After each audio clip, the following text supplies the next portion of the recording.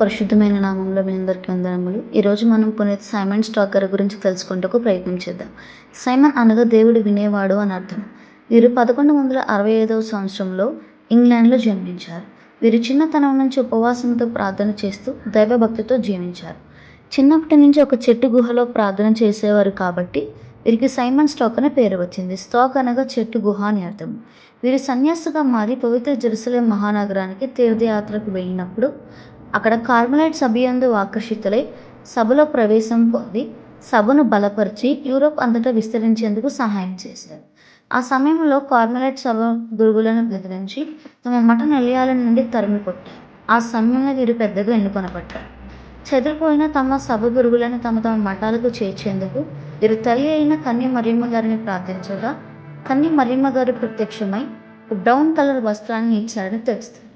ఆ వస్త్రాన్ని ప్రార్థన మరియు విశ్వాస జీవితానికి బిడ్డగా ధరించేవారు. వారు కోరుకున్నట్లు సభ గురువులు తమ తమ మఠాలకు చేరుకున్నారు. వీరు 1265వ సంవత్సరంలో మరణించారు. వీరి వల్ల మనం కూడా ప్రార్థనతో దేవునికి దగ్గరగా జీవించాలని ప్రార్థిద్దాం. కొద్ది మాటలు దేవుడు దీవించును గాక. ఆమేన్.